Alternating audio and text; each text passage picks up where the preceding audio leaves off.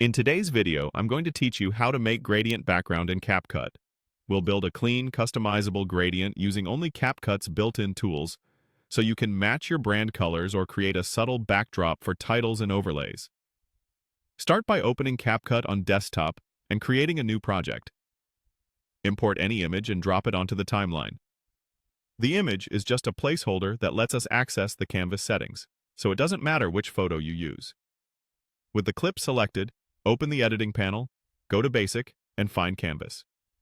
Choose a solid color you want as your first gradient color. This color will fill the entire frame behind the image. Now shrink the image way down and move it off the visible frame or toggle its visibility so it's effectively hidden. You should only be seeing the solid color from the canvas. Right-click that clip on the timeline and choose Create Compound Clip. This packages the canvas color into a single, easy-to-move layer. Drag this compound clip up to an upper track to make room beneath it. Next, add the same image to the timeline again and repeat the process. Go back to Basic, open Canvas, and pick your second gradient color. Hide the image again by scaling it small and off-screen. Right-click and create another compound clip. Now you've got two solid color layers stacked, ready to blend. Take a moment to align both clips, match their durations, and confirm the hidden images aren't peeking into the frame. Small adjustments here will save time later. Select the top color layer, open Mask, and choose Rectangle.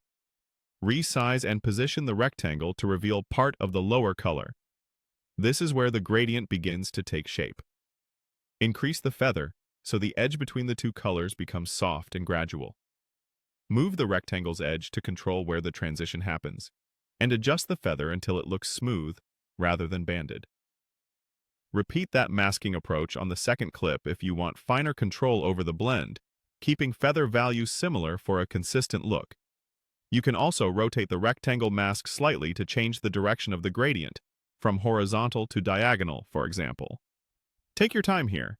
Small nudges to position, width, and feather make a big difference in how natural the gradient feels. When you're happy with the blend, you now have a clean gradient background built entirely in CapCut, ready for text, logos, or footage on top. That's it. Simple, flexible, and fully customizable.